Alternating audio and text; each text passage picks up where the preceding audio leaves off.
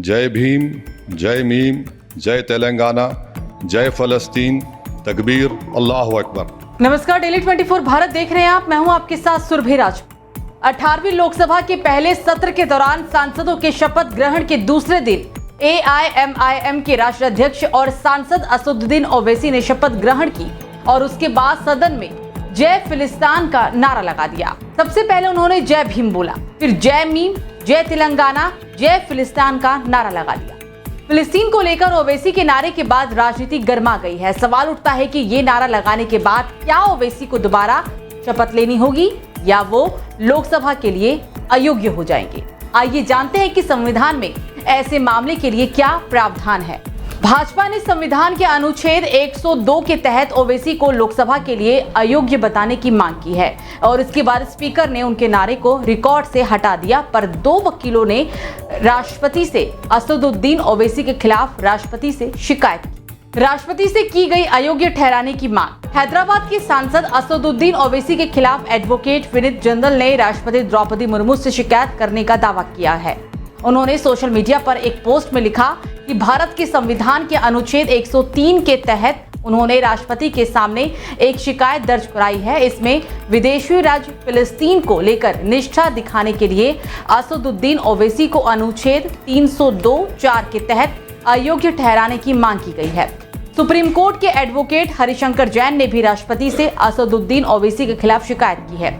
उन्होंने भी ओवैसी को अयोग्य ठहराने की मांग की है। संविधान के अनुच्छेद 102 के अयोग्य ठहराने की व्यवस्था।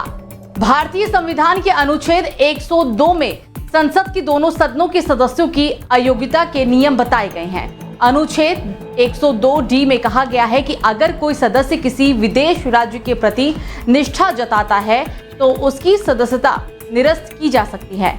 संविधान 103 के बताया गया है इसमें कि अगर अनुच्छेद 102 के तहत कोई अयोग्य पाया जाता है तो उस सांसद की सदस्यता पर अंतिम फैसला राष्ट्रपति लेंगे। संविधान के इसी नियम को लेकर बीजेपी और अन्य ने ओवैसी की सदस्यता रद्द करने की मांग की है। दूसरे देश के प्रति निष्ठा दिखाने पर जा सकती है सदस्यता। सुप्रीम कोर्ट के वकील अश्विनी कुमार दुबे बताते हैं कि संविधान के अनुच्छेद 102 के तहत सदस्यों की अयोग्यता की कुछ शर्तें भी हैं। इसमें से एक शर्त यह भी है कि अगर भारत के अलावा किसी दूसरे देश के प्रति किसी सदस्य की आस्था या विश्वास हो तो उस परिस्थिति में कोई सदस्य अयोग्य होता है। इसके अलावा लोकसभा सचिवालय के नियम के अनुसार शपथ का मंजूमन पहले से तय है। उसकी भाषाएं तो अलग अलग हो सकती है पर प्रतिज्ञा का फॉर्मेट एक ही है। वो चाहे हिंदी, अंग्रेजी या 8वीं अनुसूची में शामिल किसी अन्य भाषा में क्यों ना हो, लेकिन अगर कोई सदस्य दूसरे देश के प्रति आस्था दिखाता है तो उसे स्पीकर अयोग्य घोषित कर सकते हैं। क्या असदुद्दीन ओवैसी को फिर लेनी पड़ेगी शपथ? जहां तक लोकसभा में AIMIM के प्रमुख असदुद्दीन ओवैसी को दोबारा शपथ लेने का मुद्दा है तो इसका एक उदाहरण इसी साल राज्यसभा में सामने आया था। दरअसल 2024 यानी कि इसी साल राज्यसभा के लिए चुनी गई सांसद स्वाति मालीवाल ने ओवैसी की ही तरह शपथ पूरी होने के बाद अलग से इनकलाब जिंदाबाद का नारा लगा दिया था।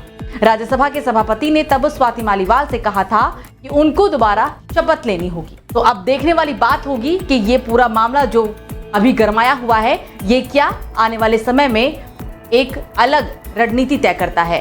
फिलहाल अभी के लिए मेरे साथ इतना ही। देखते रहिए डेली 24 भारत। नमस्कार।